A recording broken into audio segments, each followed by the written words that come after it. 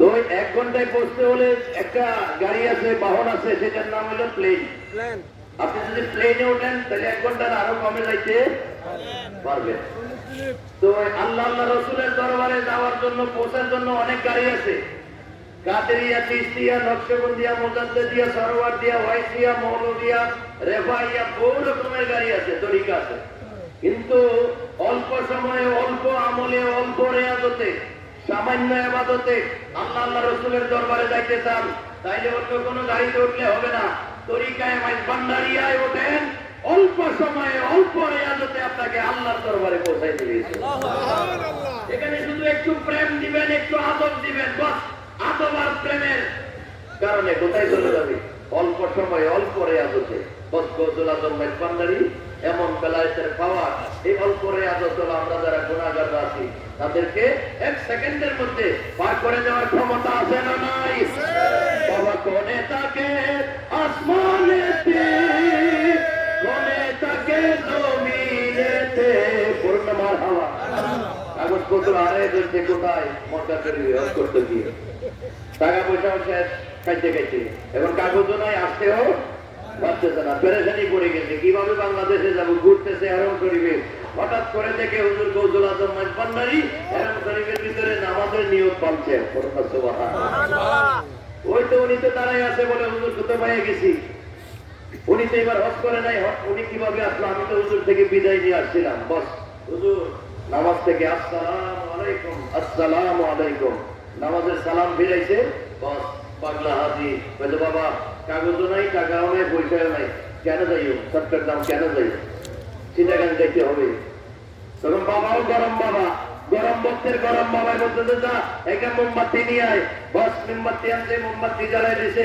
ওই মোমবাতিটা হাতে দিলাম, মুখে একটা অজিফা দিছে, এটা করবি, সামনের দিকে যাবি, ডানেও তাকাবি না, বামেও তাকাবি না। বস হাঁটতেছে, অজিফা দিছে, গৌসুল আজম ভান্ডারী হেরম শরীফ থেকে হাঁটা শুরু করছে। কিছু দূর হাঁটার পরে বস একটা বাতাস এসে মোমবাতিটা নিভে গেছে, অন্ধকার হয়ে গেছে। তখন এই মানুষটা ডান দিকে বাম দিকে যাওয়া শুরু করছে, ভয় লাগতেছে, অন্ধকার। এতক্ষণ তো আলো ছিল, এখন তো অন্ধকার হয়ে গেছে। ডানে তাকায়, বামে তাকায়, ও মা, ডান দিকে তাকায় দেখে চট্টগ্রাম, বামে তাকায় দেখে মাঝেরঘাট, নিজের বাড়ি। বলুন না মারহাবা। সেকেন্ডের মধ্যে মক্কা থেকে বাংলায় নিয়ে আসছে যিনি, ওনার নাম গৌসুল আজম। বাবা কোনে তাকে আসমানেতে, কোনে তাকে জমিনেতে, এক পলকে সায়ের করে সারাটি জাহান। বাবা এক পলকে সায়ের করে সারাটি জাহান। দুই কুলের সুলতান ভান্ডারী, বলো না, দুই কুলের সুলতান ভান্ডারী, দুই। হায়রে এ সংসারে কে আছে এমন দয়াবান? বলো না, এ সংসারে কে এমন দয়াবান? দুই কুলের সুলতান ভান্ডারী, হায়রে দুই কুলের সুলতান ভান্ডারী। কত মহা মনি ঋষি নাম জপে তার দিবানিশি, কত মহা মনি ঋষি নাম জপে তার দিবানিশি।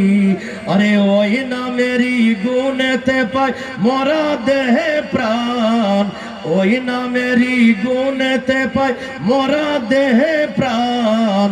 দুই কুলের সুলতান ভান্ডারী, বলো না, দুই কুলের সুলতান ভান্ডারী, দুই কুল। আহা এ সংসারে কে আছে এমন দয়াবান? এ সংসার কে আছে এমন দয়াবান? দুই কুলের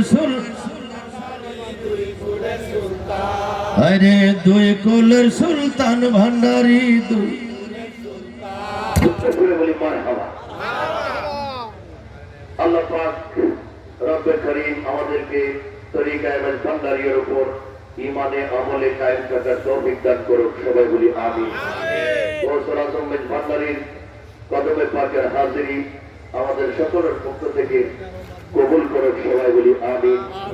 হুজুর গৌসুল আজম ভান্ডারী, হুজুর গৌসুল আজম ভান্ডারী, শাইখুল ইসলাম গৌসুলরা মঈনুদ্দিন কিবলায়ে কাবার ওসিলায় আল্লাহ তাআলা আমাদের জাহের বাতিনকে আলোকিত করুক, সবাই বলি আমিন। আমাদের দিন দিন তরক্কি, উন্নতি, আধ্যাত্মিক তরক্কি, বাতিনি তরক্কি, রূহানি তরক্কি, উন্নতি আমাদের সকলের নসিব করুক, সবাই বলি আমিন। আমরা ফিরে গিয়ে তরিকা এমএন ভান্ডারিয়ার কাজকর্মগুলো নিয়ম মতো আমরা যেখানে যেখানে খানকা আছে, খানকার মধ্যে আমরা মিলাদ, কিয়াম, সাপ্তাহিক মাহফিল, মাসিক মাহফিল আমরা তরিকার নিয়ম অনুযায়ী আমরা করব। যেহেতু দেশের বর্তমান অবস্থাটা খুবই করুণ, সেক্ষেত্রে আমাদেরকে কিছু হিকমত কৌশল অবলম্বন করতে হবে। আল্লাহ তাআলা বলেছেন, উদউ ইলা সাবিলি রাব্বিকা বিল হিকমাতি ওয়াল মাউইজাতিল হাসানা। তোমরা হিকমত কৌশল, উত্তম কথাবার্তার মাধ্যমে মানুষকে পথে ডাকো। যেহেতু এখন সরকার নাই, বিভিন্ন রকম বাতিল পন্থীরা উগ্র হয়ে গেছে, আমাদের দরবার সময়ের উপর আঘাত, মাজারের উপরে আঘাত, পীর মশায়েখের উপরে আঘাত করতেছে। এখন প্রশাসনও দেউলিয়া মনার মতো আছে, তারা কাজকর্ম করতে পারতেছে না, করে না, যেহেতু সরকার নাই। সেজন্য আমাদেরকে একটু সতর্ক থাকতে হবে, আমাদেরকে একটু শৃঙ্খলাবদ্ধ থাকতে হবে। আমাদের কাজকর্মগুলো আমরা অত্যন্ত কঠোরভাবে পরিচর্যা করে কাজ করতে হবে। আমরা আগে প্রয়োজনে মাইক বন্ধ রাখবো, আগে মাইকে কাজ করতাম, এখন অবস্থার আলোকে কিছুদিন আমরা মাইক বন্ধ করব, দরকার হলে মাইক ছাড়াই আমরা মাহফিল করব, মিলাদ করব। যার যার এলাকায় যে পরিবেশ, ওই পরিবেশ অনুযায়ী আমরা আমাদের তরিকার কাজ করতে হবে। বলে না যে বাংলা একটা কথা বলে, এই আপনার এই অবস্থা বুঝে ব্যবস্থা, যেদিকে বৃষ্টি সেদিকে ছাতা ধরতে হয়। যেহেতু এখন দেশের পরিস্থিতিটা এখন আমাদের অনুকূলে নাই, তরিকতপন্থীদের বিরুদ্ধে কাজ চলছে, সুন্নিয়তের বিরুদ্ধে লোকেরা এখন পাওয়ার দেখাচ্ছে, তখন আমাদেরকে একটু সাবধানতা অবলম্বন করে চলতে হবে। তরিকার ভাই বোনেরা, আমরা আমাদের বাবা মঈনুদ্দিনের আদর্শ, আমাদের মা বোনেরা পর্দা পশিদা মতো চলাফেরা, ওঠা বসায় শালীনতা বজায় রাখতে হবে। আমাদের বাবা ভাইয়েরা, আমরাও তরিকার মাঝভান্ডারিয়ার যারা অনুসারী, আমাদের ওঠা বসা, চলাফেরা, কথাবার্তাও ঠিক তরিকতের নিয়ম অনুযায়ী করতে হবে, যাতে আমার কোনো চাল চলনের দ্বারা গৌসুল আজম মাঝভান্ডারির উপরে কোনো বদনাম না আসে, তরিকার উপরে যেন কোনো বদনাম না আসে, সেই দিকগুলো আমাদেরকে লক্ষ্য করতে হবে। বিশেষ করে আমাদেরকে মসজিদ সমূহের মধ্যে আমাদের অবস্থান সৃষ্টি করতে হবে, সমাজের মধ্যে অবস্থান সৃষ্টি করতে হবে। যাদের অর্থ সামর্থ্য আছে সমাজের মানুষের মধ্যে খেদমত করবেন, যারা টাকা পয়সা আছে একটা অনুষ্ঠান করে ফেলবেন, 10,000 15,000 টাকা খরচ করে স্কুল কলেজের যারা ভালো ভালো ছাত্র আছে, ভালো রেজাল্ট করেছে, তাদেরকে লিস্ট করে এই অল্প দামের একটা গিফট দিয়ে দিবেন, 300 টাকার ভিতরে, 500 টাকার ভিতরে। দেখবেন সমাজের মানুষ আপনার প্রশংসা করবে, ছাত্রীরা আপনার প্রশংসা করবে। সামান্য কিছু টাকায় মানবতার খেদমত শুরু হবে। মাঝভান্ডার শরীফের আওলাদে পাকগণ দেখবেন বিভিন্নভাবে খেদমত করতেছে। বাবা সাইফুদ্দিন কিবলায়ে কাবা এই যে করোনার সময় মইনিয়া যুব ফোরাম দিয়ে কাজ করায় নাই, করেছে। এই কৃষকদের ধান টান কাটাইছে মইনিয়া যুব ফোরামের মাধ্যমে। এটার দ্বারা দেশের মানুষের মধ্যে একটা ভালো একটা প্রভাব পড়েছে, তারা মাঝভান্ডার দরবার শরীফের প্রশংসা করেছে। তো আমরাই আমাদের প্রশংসাটা কুড়াই নিতে হবে, আমাদের কর্ম দ্বারা, আমাদের কাজ দ্বারা সেটা আমাদেরকে অর্জন করতে হবে। সামাজিক, মানবিক, মানবতার কাজ, তরিকতের কাজের পাশাপাশি আমরা সেই কাজগুলো তৌফিক অনুযায়ী করে যাব। আল্লাহ তাআলা আমাদেরকে সমাজে সেইভাবে কাজ করার তৌফিক দান করুক, আমিন। গৌসুল আজম মেজভান্ডারী বাবা মঈনুদ্দিন কিবলায়ে কাবার রুহানি ফয়জাত দ্বারা আমাদের অন্ধকার কলবকে আলোকিত করুক, এই আহ্বান রেখে আমি আমার বক্তব্য শেষ করছি। ওয়ামা আলাইনা ইল্লাল বালাগ। আসসালামু আলাইকুম ওয়া রাহমাতুল্লাহি ওয়া বারাকাতুহু। ওয়া আলাইকুম সালাম ওয়া রাহমাতুল্লাহি ওয়া বারাকাতুহু।